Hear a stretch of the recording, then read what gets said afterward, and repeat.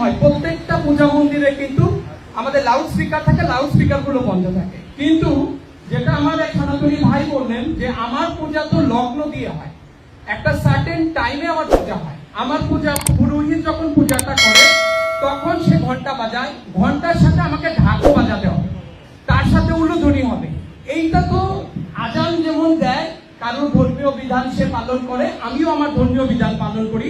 এই দুইটার সাথে সংঘর্ষ হওয়ার কোনো সম্ভাবনা নাই যতক্ষণ পর্যন্ত আমরা বিষয়টাকে ক্লিয়ার করে দিব যে উনি ওনার ধর্মীয় বিধিবিধান পালন করছে, ওনারা ওনার ধর্মীয় বিধিবিধান পালন করছে। কিন্তু যখনই এইভাবে করে আপনার একটার উপরে আরেকটা চাপিয়ে দেওয়া হয় তখনই সমস্যা। তবে হ্যাঁ, লাউড স্পিকার বাজানো, গান বাজানো এগুলো তো আমরা সবসময় বন্ধই রাখি, আজান দিলে বন্ধ হয়ে যায়। আরেকটা যেটা আপনাদের বলা হয়েছে যে আপনাদের তরফ থেকে যে আমাদের যে বিজয় আপনাদের দশমীটা বলা হয় দুর্গা তার পিতার বাড়িতে আসে, মেয়ে হিসাবে মা দুর্গাকে ট্রিট করা হয়। আমি চাইলেই সাত সকালে আমার বাড়ির মেয়েকে, আমার বাড়ির মাকে ওইভাবে বের করে দিতে পারবো না। সরি টু সে, আমাদের একটা সময় আছে, আমরা সেই সময় করবো। আপনারা প্রশাসনের লোক আছেন, ভালো লোকের অভাব নাই, দুষ্ট লোকদের ওইভাবে করে বারবার বলে উৎসাহ দেওয়া হয়।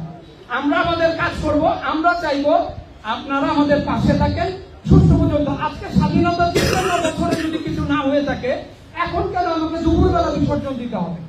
আমি যদি আজকে দুপুরে দেই, কালকে হয়তো দাঁড়িয়ে আসবে সকালে দিতে, তারপরে হয়তো কেউ বলবে আপনি আগের দিন রাতেই দিয়ে যান।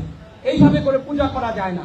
আপনি যদি মানেন যে এইটা আমার সাংবিধানিক অধিকার, আমার ধর্মীয় বিধি বিধান মোতাবেক আমাকে কাজ করতে দিতে হবে, আপনারা তো আছেনই ওর জন্য যেন শান্তি বিধান হয়। আর প্রশাসনিক যে আপনার নিরাপত্তার যে ব্যাপারটা আমি বলবো, দেখেন আমার বাড়িতে 5 জন মানুষ, আমরা দুর্গাপূজার আয়োজন করি 100 বছরের বেশি। আমি ছোটবেলায় যখন দেখেছি আমাদের রাস্তার উপরে মন্দির থাকতো, একটা ভাঙা বেড়া দেওয়া থাকতো, কেউ কোনোদিন ওইখানে একটা ছোট ইট তো মেরে দেখেন।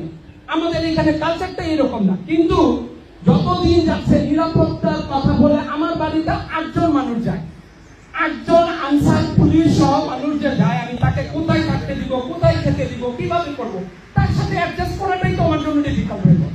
কারণ প্রত্যেকটা মানুষের, উনি তো একজন মানুষ, আমার বাড়িতে পূজা হচ্ছে, ওনার জন্য একটা আয়োজনের ব্যাপার থাকে।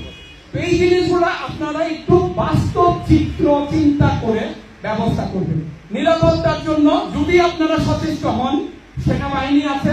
আমার মনে হয় একটা দুর্ঘটনার যদি আপনারা প্রকৃত বিচার করেন, তাহলে বাংলাদেশে এই দুষ্কৃতিকারীরা আর কোনোদিন কোনো মন্দিরে হাত দিতে পারবে না। কিন্তু আজ পর্যন্ত তো একটা বিচার আমরা আগের সরকার, তার আগের সরকার, কোন সরকারই দেখলাম না।